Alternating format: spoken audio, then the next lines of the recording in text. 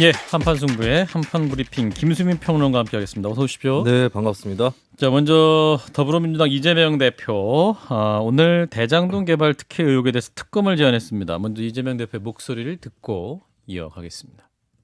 저는 불법 대선 자금은커녕 이 사탕 1개 받은 게 없습니다. 대통령과 여당에 공식적으로 요청합니다. 화천대유 대장동 개발과 관련된 특검을 즉시 수용하십시오. 언제까지 인디안 기우제식 수사에 국가 역량을 낭비할 수는 없습니다. 뿌리부터 줄기 하나하나까지 사건 전모의 확인은 특검에 맡기고 정치권은 지금 이 어려운 민생과 경제 살리기에 주력하고 총력을 다합시다. 예, 전해주실까요? 네, 이재명 대표는 국회 당대표 회의실에서 특별 기자회견을 열어 화천대유 대장동 개발과 관련된 특검을 반드시 수용하라라고 대통령과 여당에 공식 요청했습니다. 예. 화천대유 문제뿐만 아니라 부산저축은행 수사 의혹, 대통령 부친의 집을 화천대유 대주주 김만배 씨 누나가 구입한 경위, 화천대유 자금 흐름 진술이 변경되는 과정에서 제기된 조작 수사 의혹도 특검 대상에 포함되어야 한다라는 뜻을 밝혔습니다. 예. 또 여건이 거부하면 민주당이 가진 힘으로라도 반드시 특검을 해야 한다고 강조를 했고요. 또 김건희 영부인 의혹의 특검과 연계된 쌍특검을 제안한 것은 아니다라고 설명을 했습니다. 취재진이 김용 민주연구원 부원장을 통해 정치자금 기여받은 적이 있느냐라는 질문을 받고는 법이 허용하지 않는 돈을 받은 적은 없다라는 답을 했습니다. 네, 자 여기에 대해서 국민의힘의 답변은 바로 거부하는 거였습니다. 그렇습니다. 주호영 원내대표는 긴급 기자간담회를 직후에 열었습니다. 그러면서 이제와 특검을 하자는 것은 속이 뻔히 보이는 시간 끌기, 수사 회피다라고 일축했습니다. 국민의힘은 40차례 정도 대장동 특검을 제안했었지만 민주당이 협상 테이블에 나서지 않았다고 비판을 했고요. 그러면서 수사가 제대로 안 될 땐 이런저런 이유로 특검을 피하다 정권이 바뀌어 수사를 제대로 하기 시작하니까 특검을 주장하고 있다. 라고 밝혔습니다. 네, 자 이런 가운데 검찰은 김용 민주연구원 부원장에 대해서 구속영장을 청구를 했는데 이에 따라서는 영장 실질 심사가 진행이 됐군요. 예, 검찰은 김 부원장이 이재명 캠프 총괄 부본부장으로서 대선을 준비하는 과정에서 지난해 4월부터 8월까지 남욱 변호사에게 4차례에 걸쳐서 총 8억 4,700만 원을 수수했다라고 보고 정치자금법 위반 혐의를 적용을 했습니다. 검찰은 자금 전달 장소, 남 변호사 측근의 메모 등 물증을 상당 부분 확인했기 때문에 혐의 입증을 자신하는 분위기였고요. 예. 체포영장 청구 전에 혐의가 소명이 되었다는 판단을 내리고 있었습니다. 이에 대해서 민주당 박홍근 원내대표는 공당이 대선 자금으로 불법적 비용을 쓴다는 것은 너무 시대착오적 발상이라고 반박을 했습니다.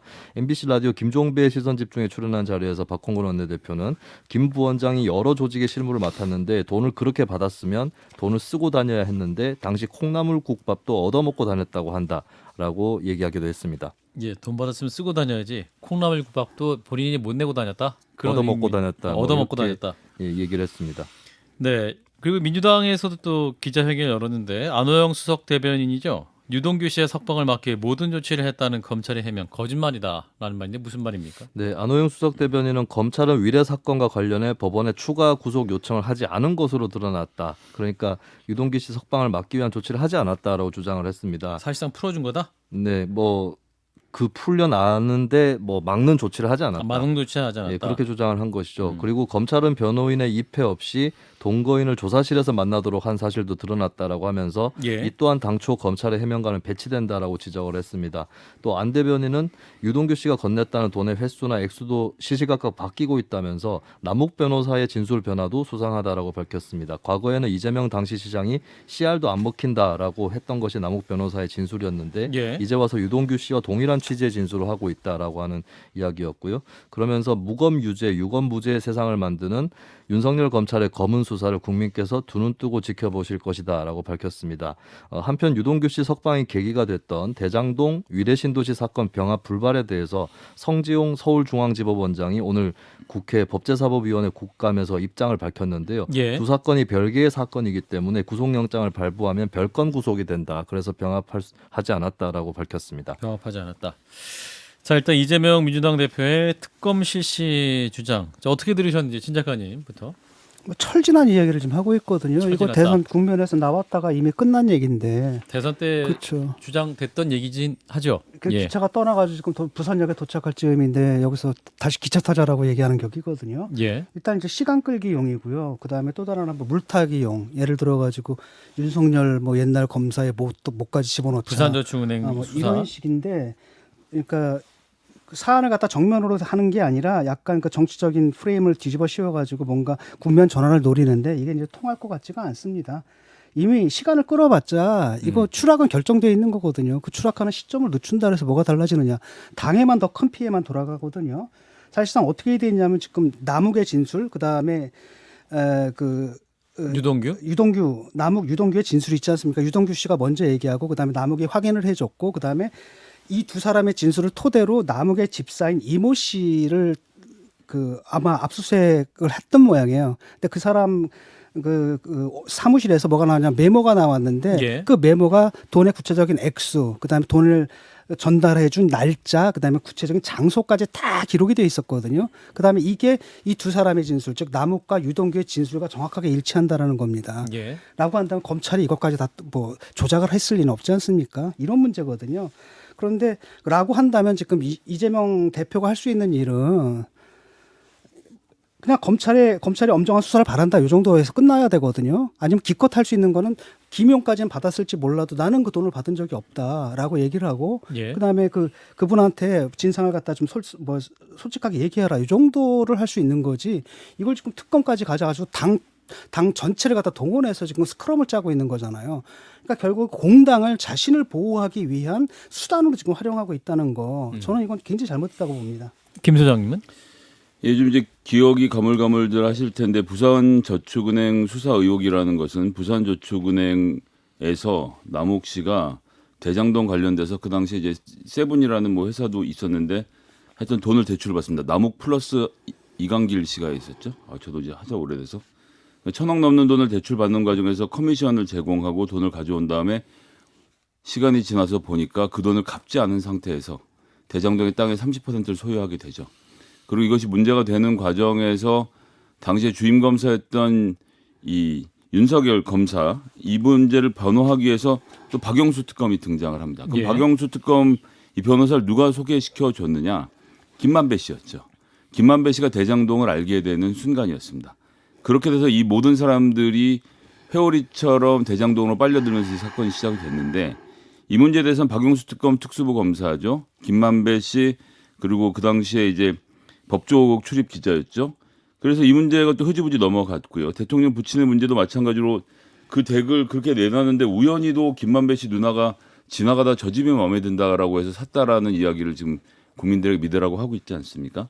신성가족, 즉 검사들과 검사들의 가족은 검사가 다치지 않는다라는 원칙을 그대로 좀 적용하고 있기 때문에 예. 현직 검사가 아닌 분들이 이 문제에 대해서 좀 살펴보는 것은 당연히 해야 될 일이 아닌가라고 생각을 하고요. 그다음에 조금 전에 말씀하셨던 부분에서 잠깐만 좀 진 작가님 첨언하면요. 그 메모가 나왔던 이모 씨의 메모를 통해서 우리가 확인할 수 있는 것은 남욱에서 정민용으로 돈이 전달된 과정이 확인이 되고요. 정민용과 유동규 사이에서의 돈이 그 두 분은 같은 사무실에 있었으니까 유원 컴퍼니라고 이 돈을 주고받은 것은 유동규 씨가 받아들인 상태고요. 예. 그러면 그 유동규에서 김용으로 돈을 간 것을 아까 전에 말씀하신 이모 씨의 메모가 입증해 주느냐? 그건 시기와 장소와 방법이 완전히 다 다르고 돈을 받았던 유동규 씨가 어떻게 김용에게 돈을 전달했는지에 대해서는 나온 것이 없고 밝혀진 것이 없기 때문에 수사 과정 지켜보겠습니다. 예. 자, 이제 김용 부원장에 대한 검찰의 구속영장 청구 어떻게 될까요? 적정하다고 보십니까? 일단 체포영장은 발부됐지 않습니까? 예. 그런데 구속영장은 그거보다도 아마 그 요건이 좀 엄격할 겁니다. 예. 그런데 이제 분명한 건 뭐냐면 지금 김용 이분이 지금 모든 혐의를 부인하고 있거든요. 예. 라고 한다면 사실 증거 인멸 도주의 우려가 크다라고 판단할 수가 있다라는 거죠. 근데 아마도 검찰에서는 이거 자신하고 있기 때문에 좀 전에 뭐 유동규까지 갔는데 쉽게 말하면 그 얘기는 뭐냐면 유동규 네 선에서 끝내라는 얘기거든요. 그러니까 유동규가 변심을 한 계기가 설명이 되는 거예요. 왜냐하면 이 돈을 갖다 8억을 자기가 가졌다라고 하게 되면 이게 10년형 이상까지 갈 수가 있거든요. 이러는 걸 갖다 자기한테 뒤집어 쓰라고 하니까 자기는 할 수가 없는 거죠. 아마 거기서 이제 변심했을 가능성이 더 크고요. 어쨌든 간에 검찰이 뭘 들고 있는지 아직은 우리가 모르지 않습니까? 예. 그 메모지의 구체적인 내용까지도 대충은 나왔지만 그 밖에 또 다른 물증과 그다음에 증거들이 뭐가 있는지 잘 모르겠는데 그 부분에 대한 법원의 판단을 기다려봐야죠. 뭐. 예, 김 소장님은? 예, 작가님이 잘 설명하신 것처럼 유동규 씨가 뒤집어 쓰고 있는 상황인지 아니면 유동규 씨가 김용에게 뒤집어 씌우고 있는 상황인지가 사실은 이제 쟁점입니다. 자기가 받았으면 뇌물로 10년을 살아야 되고 김용에게 줬다는 진술이 일관되게만 유지가 되면 김용이 이제 정치자금법 위반으로 잡혀 들어가고 이 유동규 씨 같은 경우는 그 액수에 대해서는 굉장히 가볍게 형을 털 수 있는 문제니까요. 예. 그 유동규 씨가 왜 그런 진술을 했는지 좀 볼 필요가 있고요. 김용 씨가 지금 8억을 받은 거 아닙니까? 이 검찰의 주장대로 하면 예. 8억을 전부 다 땅에 묻어놓지는 않았을 테니까요. 당연히 검찰은 이 8억을 어떻게 썼는지에 대한 여러 가지 증거들을 갖고 있을 겁니다. 그럼 구속영장이 나오겠죠. 그러면 과연 김용이 어떻게 돈을 썼는지에 대해서 지금 검찰이 알고 있느냐. 8억을 어떻게 썼는지는 하나도 모르는데 수사를 했다라고 말하지 않겠죠, 설마? 그러면 8억에 대한 용처에 대해서 검찰이 규명해 줄 것을 좀 지켜보겠습니다. 구체적으로 좀 나왔거든요. 8억이 넘어갔는데 그 중에서 유동규가 1억을 써요, 자기가. 그다음에 7억을 넘겼고, 그다음에 사실상 또 그 7억 중에서 1억은 그 대장동 사태가 문제가 됐지 않습니까? 그 이후에 다시 반납을 했거든요. 그래서 실제로 넘어간 돈은 한 6억 정도가 넘어간 걸로 지금 검찰 수사 결과가 좀 나와 있거든요. 그래서 저는 검찰 수사 결과를 취재한 거겠죠, 설마? 그렇죠. 예. 발표된 적은 없고요.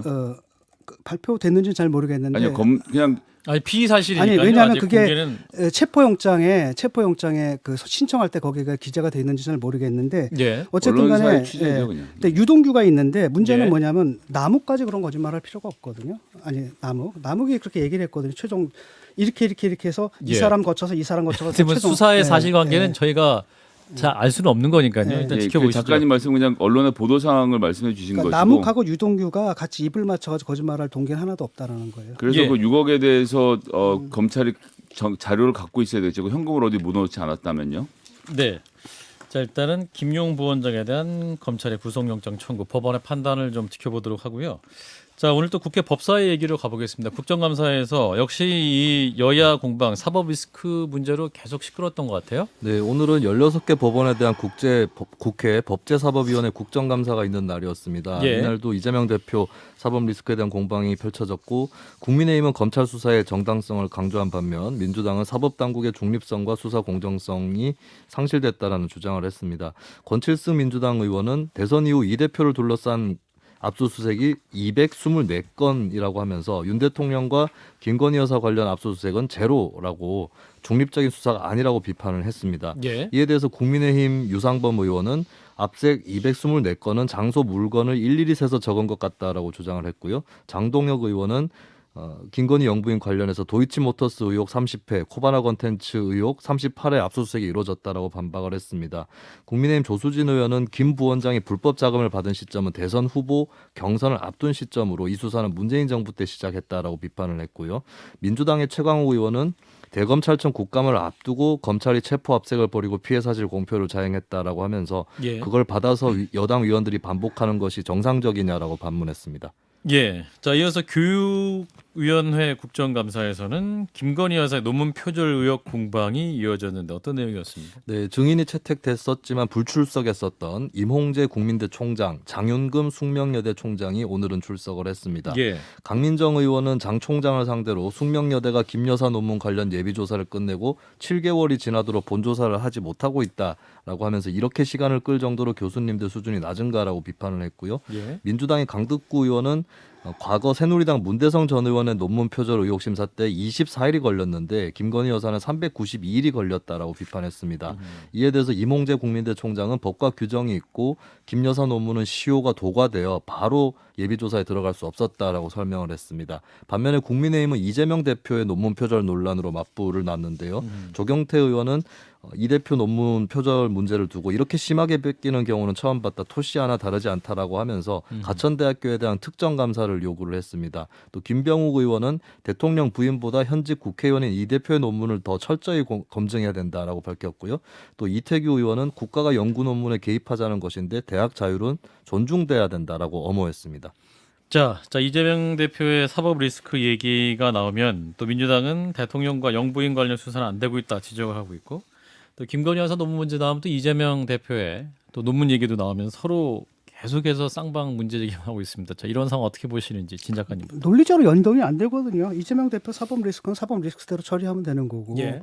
민주당이 예컨대 윤 대통령의 영부인 수사는 안 되고 있다. 그렇기 때문에 이 수사도 하지 말아야 된다. 이건 말이 안 되잖아요. 예. 그건 따로 비판하면 될 문제고 논문은 대학에 맡기면 됩니다. 왜 정치권에서 뛰어드는지 모르겠거든요. 그러니까 대학에서 사실 머뭇거리는 이유가 있는데 그게 정치적인 이유가 아니거든요. 대학에 보면 교수들이나 총장이나 민주당 지지하는 사람도 있고 국힘 지지하는 사람들도 있고 반반 섞여 있어요. 네. 어떤 그 정치적인 판단을 내릴 수는 없는 거고 제가 볼 때는 대학의 논문이 딱 두 가지 종류가 있거든요. 하나는 이제 학술 논문입니다. 이건 정말 그 디펜스하고 오펜스 굉장히 강하게 하거든요. 예. 교수들이 계속 질문해대고 또 다른 하나는 뭐냐면은 약간 이렇게 말해도 되겠지만 약간 학위 장사를 위해서 좀 느슨한 논문들이 있거든요. 그러니까 학위를 주기 위해서 하는 이런 논문들 같은 경우는 사실은 굉장히 느슨하게 하고 예. 이렇게 이게 하나가 문제가 되면 나머지 것들도 다 문제가 되거든요. 그러니까 예. 대학도 상당히 곤란한 겁니다. 근데 그런 스탠스에서 나오는 문제를 예를 들어서 가천대 그 이재명 대표 가천대 논문도 표절 아니다라고 대학에서 판정을 했거든요. 그럴 만한 사정이 있는데 그게 그 대학이 뭐 민주당 편을 들어서 그랬느냐 또는 국민대가 또 국힘 편을 들어서 그랬느냐 그렇게 예. 보면 안 된다는 겁니다. 그냥 대학에 맡겨놓으면 될 문제예요. 자, 김 소장님은? 당연히 별건이죠. 그렇지만 윤석열 대통령이 말하고 있는 공정과 상식에는 하나도 맞지 않는 일들이 벌어지고 있는 겁니다. 뉴스타파가 10월 13일 벌써 한 8일 지났네요. 전에 보도했던 내용 제목이 이렇습니다. 김건희 도이치모터스 수익을 분석했는데 17억 원을 가지고 2회전을 시켜서 1년 동안 10억 5천만 원, 60%란 기록적인 수익률을 낸 점을 밝혀내서 예. 윤석열 대통령 후보 당시에 손해보고 나왔다라는 것이 완전히 거짓말이라는 것을 주장했어요. 그럼 평소에 대통령실 같으면 뉴스타파를 압수수색을 하든 아니면 고발 조치를 해야 되는데 지금까지 아무 소리 못하고 있지 않습니까? 이 사실을 가장 잘 알고 있는 모든 기록을 갖고 있는 검찰에서는 지금까지 김건희 여사에 대한 조사조차 못하고 있으니 국민들이 보기엔 저거 왜 저러나 싶은 생각이 들 것 같고요. 그다음에 국민대 문제는 뭐 다른 거 볼 거 없죠. 지금 그런 문제가 있다고 해서 지금 소송에 걸려 있거든요. 재판부가 그래서 아 그래요? 그럼 박사 과정 학위 논문을 왜 검증하지 않게 됐는지 회의록을 좀 봅시다라고 법원에서 행정명령을 내렸어요. 근데 국민대가 못 줘요. 라고 버티고 있습니다. 대학이 무슨 깡으로 법원이 내린 행정명령을 거부하고 있겠습니까? 김건희 여사가 더 무섭기 때문이겠죠. 예, 뭐 관련 얘기는 이따 한판 쓴 소리 때 거의 뭐 많이 할 수 있을 음모론 것 같은데요. 수준인데. 어디가 음모론이죠? 어느 대학에서 제목이요? 뭐 그걸 못 주는 이유가 김건희가 무서워서 못 준다? 그건 좀 음모론이고 대학을 잘 몰라서 하는 얘기인 것 같고 아니요. 일단은 저기 법원은 존중해야 되는 거 아닙니까? 법원에서 서류를 제출하라고 하면 제출을 해야 되는데 제출하지 않는 회의록을 제출하지 않는 이유도 국민대 측 대리인이 설명 못하고 있는 것이 지금의 현실입니다. 그러니까 국민대에서 설명 못하는 데는 다른 여러 가지 이유가 있을 거예요. 왜냐하면 그걸 제출하지 못하는 데는 또 이걸 제출하게 아니 되면 다른 민주당 건들 압수수색은 응하라고 하시면서 김건희 씨 관련 논문 내용을 제출하지 않아도 된다는 아니 그게 아니라 말씀이신지. 제출해야 된다라고 얘기를 하는데 네. 대학에서 제출하지 못하는 유일한 이유가 김건희가 무서워서라는 결론이 아닐 수 있다. 거긴 동의할 수가 없다는 거예요. 예. 예. 또 하나는 그거 있지 않습니까? 왜 기소 못했느냐? 저는 그렇게 생각을 하거든요. 김건희 씨가 엄청난 수익을 받은 게 도이치모터스 사실이고, 관련. 그렇죠. 또 다른 한편으로는 이 수익을 봤을 때, 그 다음 계좌를 빌려줬을 때는 뭔가 불법적인 일 또는 부정한 일 내지는 굉장히 떳떳하지 못한 어떤 작업이 들어가고 있다는 사실을 인지했을 가능성이 굉장히 크다고 보거든요. 김건희 여사가. 예. 근데 문제는 뭐냐면 그것하고 정말 그 주가 조작을 주도한 것은 형사처벌의 기준이 다르거든요. 이쪽은 형사처벌이 되지만 그걸로 이익을 보고 올라탄 사람들 형사처벌하기가 참 힘든 부분이 있는 거죠. 그렇기 때문에 박범계, 추미애, 이성윤 이 시기에도 소환도 제대로 못했던 겁니다. 그 법리적인 문제가 있기 때문에 이런 문제지 뭐 검찰이 정말 다 봐주려고 하고 이런 식의 음모론적인 상상력으로 나가지 않았으면 좋겠다는 거예요. 그거와 관련돼서는 이미 언론에 보도가 나왔습니다만 예. 그 수사팀에서는 이 체포영장까지 고려했으나 상부에 의해서 거절당했다라고 나왔기 때문에 음모론으로 치부하기는 조금 구체적인 실체가 있는 것 같습니다. 여기까지. 자, 이어서 정치권에서 이제 여론조사가 또 새로운 화제로 떠오르고 있습니다. 국민의힘 주영호 원내대표가 여론조사 몇 개 기관에 대해서 문제 제기를 했다고 하는데 공정하지 못하다 이런 네. 맥락입니까? 예, 발단은 지난 9월 발표되었던 한 여론조사입니다. 윤석열 대통령 탄핵에 관련된 여론조사였는데요. 예. 이 기관의 여론조사 기관의 대표가 노무현 정부 청와대 행정관 출신이다 이런 보도가 얼마 전 중앙일보에서 보도가 됐습니다. 예. 주호영 원내대표는 국정감사 대책위원회 회의에서 이것을 언급하면서 이 보도를 언급하면서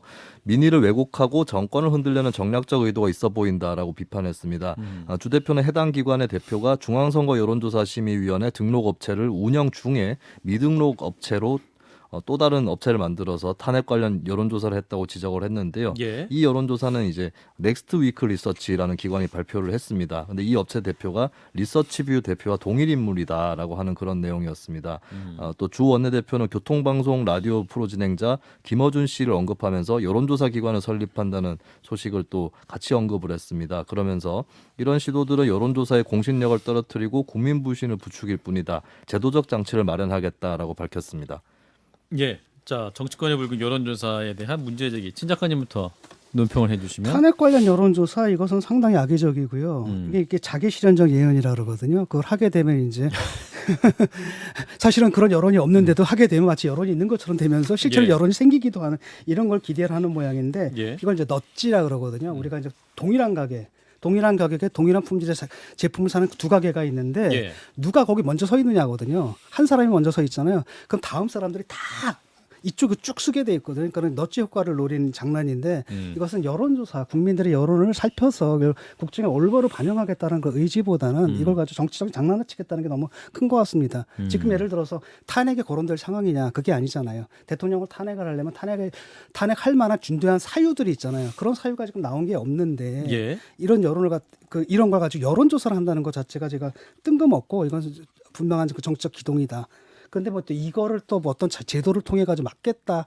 이것은 저는 그다지 바람직하지 않은 것 같아요. 이런 것은 여론조사 기관과 언론의 자율적인 윤리 기준을 통해 가지고 자정을 해야 할 그런 문제라고 봅니다. 중앙선거 여론조사 심의위원회에서 등록이 되고 어떤 일정 요건을 갖추지 못한 여론조사는 폐기가 되는 거 공표를 못하도록 되어 있는 거 아닌가요? 그러니까. 네, 지금도 어느 정도는 장치가 마련돼 예. 있고 어느 정도 유명한 기관의 조사 결과인데도 몇몇 이제 폐기 사례가 최근에도 몇 개 있었습니다. 예. 자, 김 소장님은? 그러니까 중앙선거 여론조사 심의위원회 등록업체는 중앙선거 여론조사 심의위원회에서 심의해서 너는 그럴 만한 자격이 있어라고 자격을 부여하는 거잖아요. 그렇죠. 그러니까 이거 뭐 김어준이 돈을 대든 누가 대든 여론조사 기관이 자체적으로 중앙선거 여론조사 심의위원회에서 허가를 받아서 여론조사를 발표하는 것은 그냥 그것이 알아서 할 문제인 거지. 뭐 네가 했으니까 좀 수상해 이렇게 얘기할 문제는 아니라고 보고요.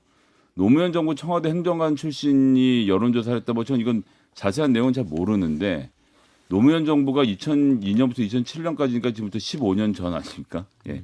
어떻게 하라는 건지. 그럼 그 직업 선택의 자유가 없다라는 이야기를 하는 건지 비판도 좀 정도껏 했으면 좋겠네요. 이게 이런 식으로는 결코 지지율 안 오르거든요. 그분들은 이제 굉장한 정치적 의도가 있고 정치적 동기가 있겠지만 예. 이런 식으로 하면 그 여론을 조작을 할 수 있다는 이런 발상이 있잖아요. 그게 없어야 돼요. 그래야 비로소 우리가 잘함으로써 지지를 얻겠다는 생각을 하게 되는 거죠. 사실 이제 거꾸로 저 진 작가님의 의견에 일부 동의하면서 다른 말씀 좀 드리면 여론조사라는 게 사실 돈이 많이 드는 행위인데 그렇죠. 일부 언론사와 여론조사 회사가 주기적으로 발표하는 조사 같은 경우는 정말 말도 안 되는 형편없는 액수의 계약들을 해서 진행하는 걸 제가 좀 봤는데요. 그렇게 되면 여론조사의 질이 좋아질 수가 없습니다. 그래서 모든 전 세계에서 우리나라만큼 많은 정치 관련된 여론조사를 해서 매일 기사를 채운 날은 없는 것 같은데 이건 언론사가 좀 자정 노력을 해주셔야 되는 게 아닌가라는 말씀도 같이 드리겠습니다. 네. 자, 마지막 하나만 더 보죠.